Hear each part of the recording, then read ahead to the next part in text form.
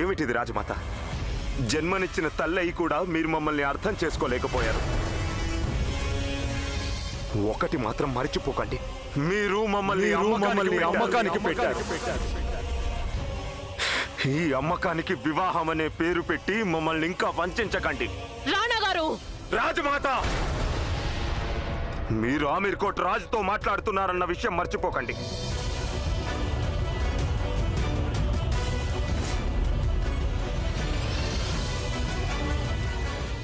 మా సులక్షణ మరణం తర్వాత కూడా మేమింకా బతికున్నందుకు ఎంతగానో కుమిలిపోతున్నాం. ఇప్పుడు మీ అభిమానం పుణ్యమాని ఇప్పటికే కుమిలిపోతున్న మా మనస్సులో ప్రేమించి వంచామన్న బాధ తోడైంది. రాజమాత, ఇది కేవలం వ్యాపారం. ఇక వ్యాపారంలో కేవలం లాభాన్నే చూడాలి, అందాల్ని కాదు.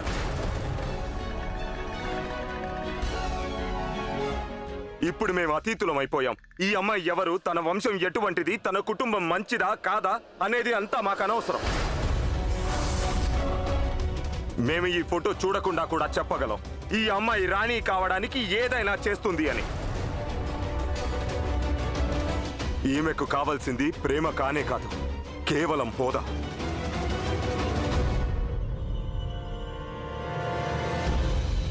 మీ అభిప్రాయాలు ఏమైనా కావచ్చు, ఈమె ఈ రాజమహల్కి రాణిగా రావడం జరిగి తీరుతుంది. ఇది మీకు ఇష్టమైనా సరే లేకపోయినా సరే. ఆఫ్ కోర్స్ రాజమాత, మీరు చేస్తున్న ఈ వ్యాపారంలో మా ఇష్టాలకు ఎటువంటి స్థానం లేదని మాకు బాగా తెలుసు.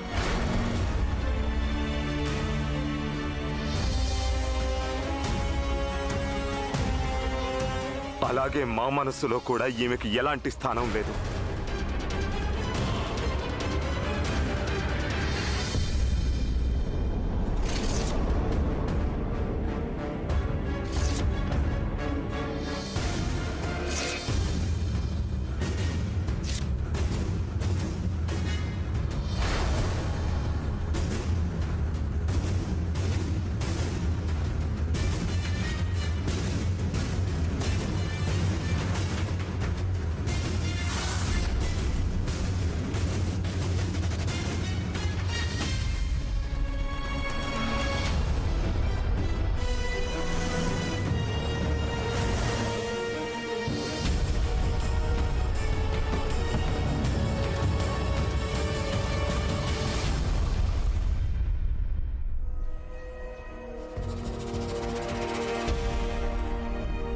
మాకు ఆమీర్ కోట్లోని పాత దేవాలయం అంటే చాలా ఇష్టం రానా గారు.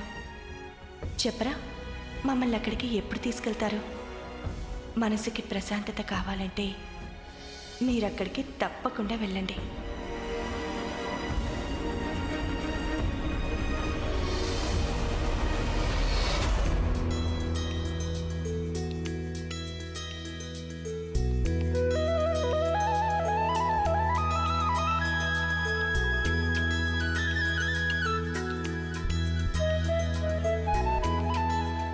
ఏంటి గాయత్రి, మీ వదిలినిద్దరిని తప్పించుకుని ఇలా మందిరానికి వచ్చావే? మందిరానికి రావాలని వచ్చాను, కృతజ్ఞతలు చెప్పుకోవడానికి.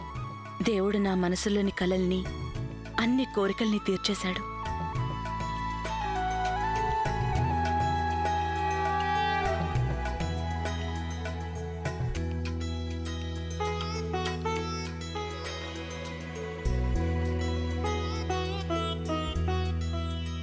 ఈ గాజులు తీసుకోండి అమ్మగారు.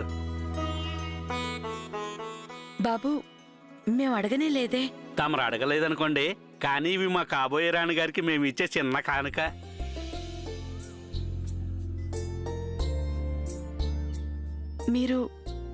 మీకు ఈ విషయం ఎలా తెలుసు? భలేవారు అమ్మాయి గారు, ఇలాంటి విషయాలు దాచిపెడితే దాగేవే.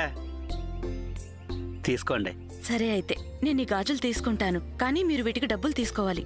అయ్య బాబోయ్, ఏంటి అమ్మగారు అంత మాట అనేశారు? తమ దగ్గర నేను డబ్బులు తీసుకుంటానా? అలా చేస్తే నా తలకి పాపం చుట్టుకోదు. అంతే కదా గాయత్రి, రాజమహల్ వారు ప్రజల నుంచి సుంకం తీసుకుంటారు, వాళ్ళకివ్వరు. రాచరికం అంటే అదే కదా గాయత్రి.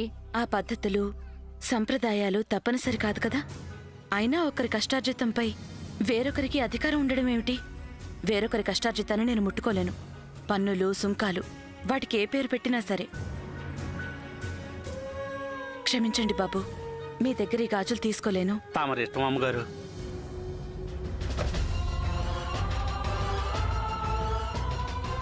అరే పడిపోతావు గాయత్రి.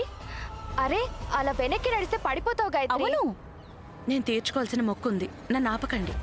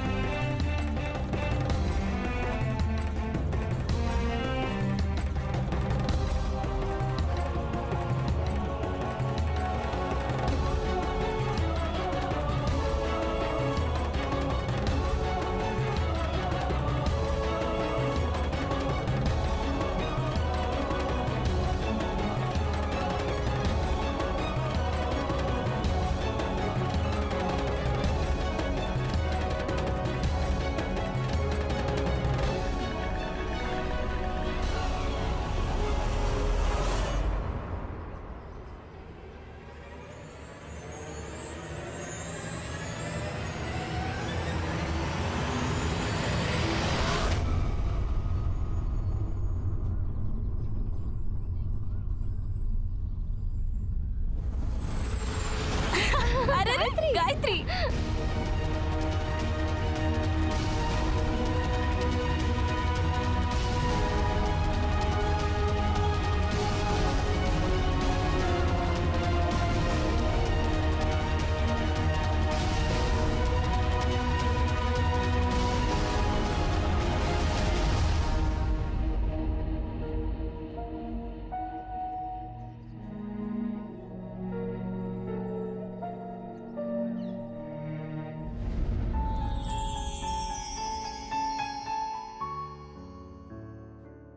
మొన్నొకసారి మీ పట్టీలు మా జాకెట్లో దొరికాయి.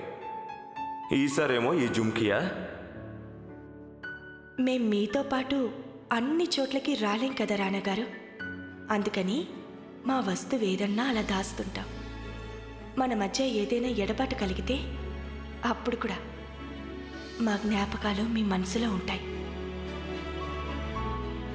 అలాగైతే మీరు ఎప్పుడు ఎప్పటికీ ఎప్పటికీ మమ్మల్ని మర్చిపోరు.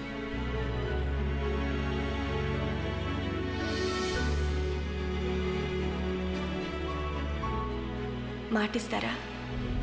మాటిస్తున్నాను. మేమిచ్చిన మాటను నిలబెట్టుకోలేకపోయాం. ఇక మిమ్మల్ని తలుచుకునే అధికారం కూడా కోల్పోయాం. మరి మీరిచ్చిన ఆనవాళ్లు మాత్రం మా దగ్గర ఎందుకు?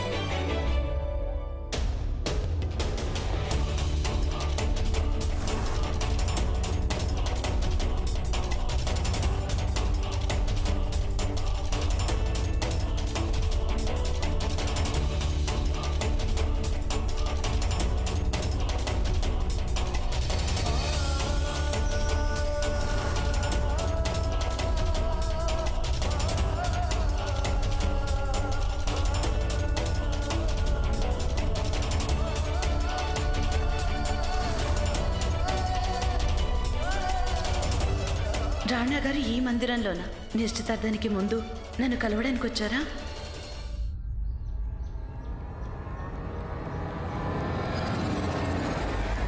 ఎవరు మీరు? నేను మిమ్మల్ని ఇంతకు ముందు లైబ్రరీలో కూడా చూశాను. తను మా అమ్మాయి ప్రభు. మీరా? మీరిక్కడ అది అదేమో ఇంట్లో నుంచి మా నాన్నగారు బయటకు వెళ్ళొద్దని చెప్పారు, కానీ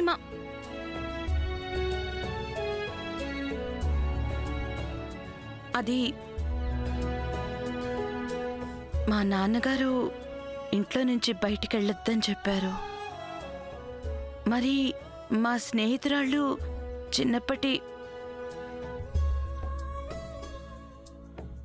వాళ్ళొచ్చి అడిగితేను ఇలా వచ్చాను. కానీ మీరిక్కడా? మేమిక్కడికి ఎలా వచ్చామో మాకే తెలీదు. ఈ మధ్య మేమొక చోట, మా ఆలోచనలు మరో చోట ఉంటున్నాయి.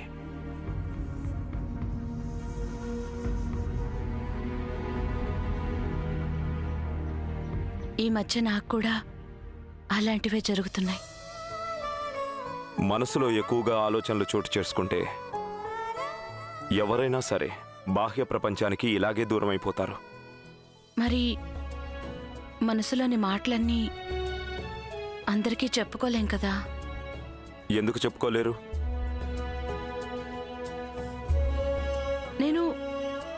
నేను అలా బయటికి చెప్పుకోలేను. మేమిక బయలుదేరుతాం.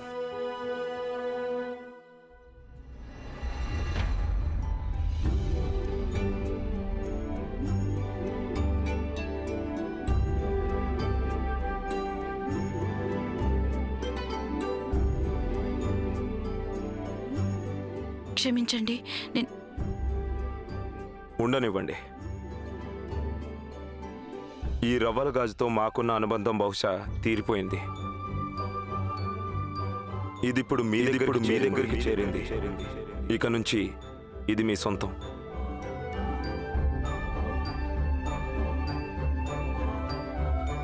నాదా? మీ మాటల్ని బట్టి మాకు అనిపిస్తోంది మనిద్దరి పరిస్థితి ఒకేలా ఉందని.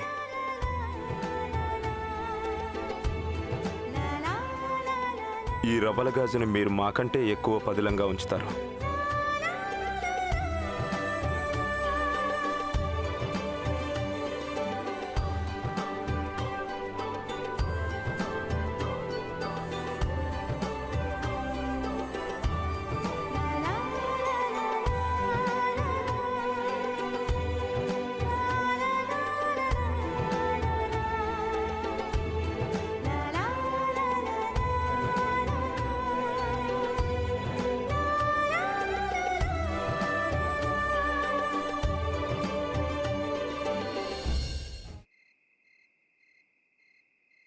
రాణా గారి నిశ్చితార్థానికి 30 రాజకుటుంబాల వారు వస్తున్నారు, గుర్తుంచుకోండి. పొరపాటున కూడా పొరపాటు జరగకూడదు. అన్నట్టు గోవింద్ సేఠ్ గారి కుటుంబాన్ని ప్రత్యేకంగా చూసుకోవాలి. వారు రాజమాత కాబోయే వియ్యంకులు. వెళ్ళి ఏర్పాట్లు ప్రారంభించండి.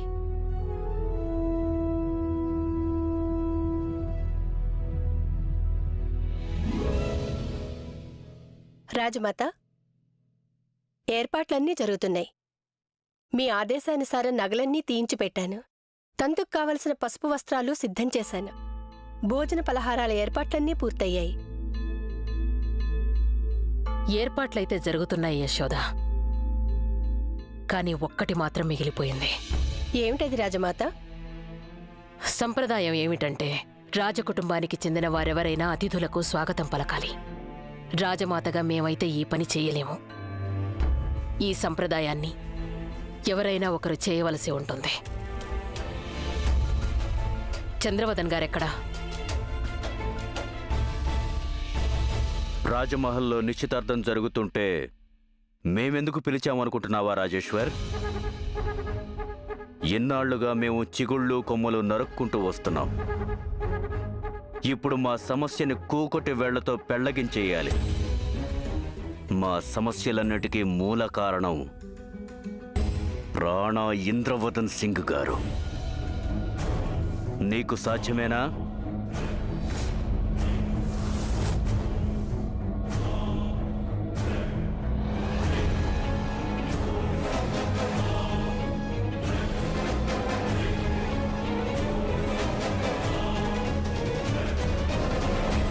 మీరు కేవలం రాణా గారి గురించే చెప్తున్నారు ప్రభు. మీరు మూల్యం భారీగా ఇస్తే నా ప్రాణాలైనా తీసుకుంటాను.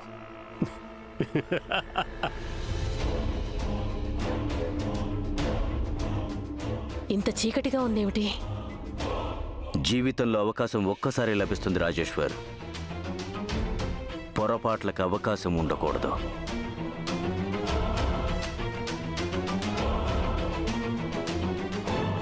ఇది చిన్న విషయం అనుకోకు. ఒకవేళ నువ్వు రాణా గారిని హతమార్చలేకపోతే మేము నిన్ను ప్రాణాలతో వదలము. ఈ ఆటలో నియమాలు నాకు బాగా తెలుసు ప్రభు. నిశ్చింతగా ఉండండి.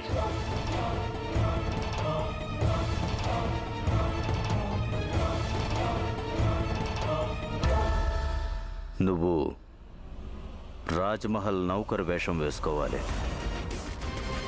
రాజ్మహల్లో బాగా సందడిగా ఉంటుంది కనుక ఎవరు నిన్నంతగా గమనించరు.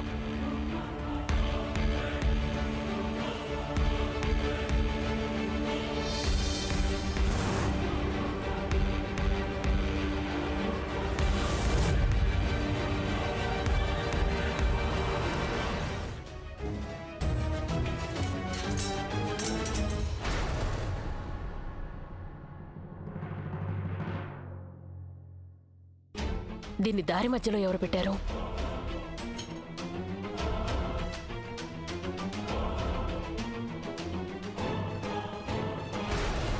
ఎవరితో మాట్లాడుతున్నారు చంద్రవదన్ మీరు? ఎవరితోనూ మాట్లాడలేదు రాజమాత. మీరెవరితోనో మాట్లాడుతున్నట్లు రాజమాతకు వినపడింది. ఓ అదా. ఈ రాజ్మహల్లో మేము ఏకాకులం కదా, మా మాట వినేవాళ్లే లేరు. అందుకే ఆ విధంగా మాలో మేమే మాట్లాడుకుంటున్నాం. మీరేకాకిగా మిగిలారా? అవునండి, ఇప్పుడు మీరే చూశారుగా. మేమెంతగా వారించినా మీరు ఈ నిశ్చితార్థం జరిపిస్తున్నారు. మీరెంత తొందరపాటు చూపిస్తున్నారంటే పెదరాణి అమ్మగారిని ఆహ్వానించే సమయం కూడా లేదు మీకు. పెదరాణి అమ్మగారికి రాణా గారంటే వారికి ఎంత అభిమానమో ఇది అందరికీ తెలిసిన విషయమే. పెదరాణి అమ్మ రాణా గారిని ఎంతగా ప్రేమిస్తారో అంతగా వారు మమ్మల్ని గాని వారి మనవడు అంటే మా అబ్బాయి రాకుమారుడు లక్ష్యరాజును కూడా అభిమానించరు. పెదరాణి అమ్మ ఈ వివాహానికి సమ్మతించరని మాకు బాగా తెలుసు కనుకే మేము వారికి నిశ్చితార్థం గురించి తెలియజేయలేదు. కానీ మాకు మాత్రమే తెలుసు ఈ వివాహం జరగడం రాజమహల్కు ఎంత అవసరమో. ఏకాకిగా మిగిలింది మేము చంద్రవదన్ గారు. ఈ సమయంలో మాకు ఈ కుటుంబానికి మీ సహకారం ఎంతో అవసరం.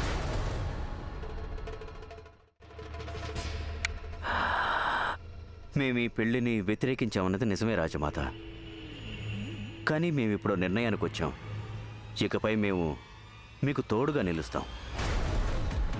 మీ ఆజ్ఞలన్నింటినీ మేము శిరసా వహిస్తాం.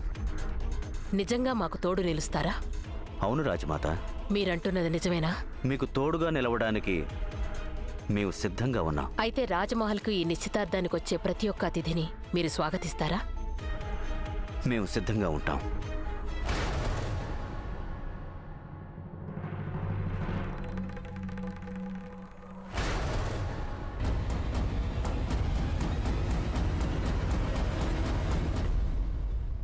ఈ నిశ్చితార్థంలో పాలు పంచుకున్నట్టు మమ్మల్ని ఒప్పించామని మీరు అనుకుంటూ ఉండొచ్చు.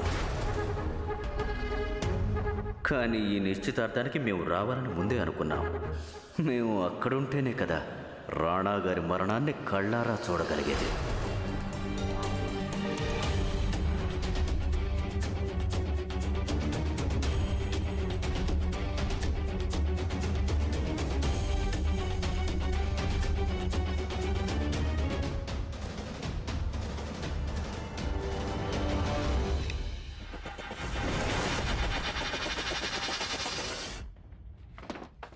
రాణా గారు, రాణా గారు, రాణా గారు ఎక్కడికి వెళ్ళారు? నిశ్చితార్థం సమయం కావస్తోంది. కంగారు పడకండి రాజమాత. మేము తమరికి మాటిచ్చాం కదా. ఇంకొకరికి మేమిచ్చిన మాట అయితే ఎలాగూ నిలబెట్టుకోలేదు. కనీసం ఇదైనా నిలబెట్టుకుంటాం. మేం సిద్ధంగా ఉన్నాం. అన్నట్టు ఒక్కటి సెలవిస్తారా? ఈ రెంటిలో మేము ఏది ధరించాలి?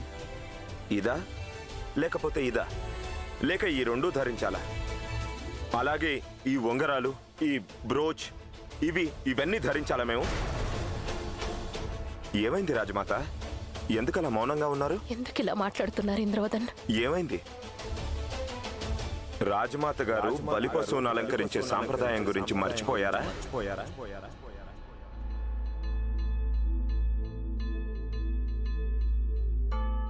మీరు ఎంత కఠినంగానైనా మాట్లాడవచ్చు, కానీ మా మనస్సాక్షిగా చెప్తున్నాం, మేము ఏది చేసినా కేవలం ప్రజల సంక్షేమం కోసమే చేశాం. మేము మా బాధ్యతను నిర్వర్తించాం రాణాగారు. ఇప్పుడు మీరు మీ బాధ్యతను నిర్వర్తించండి.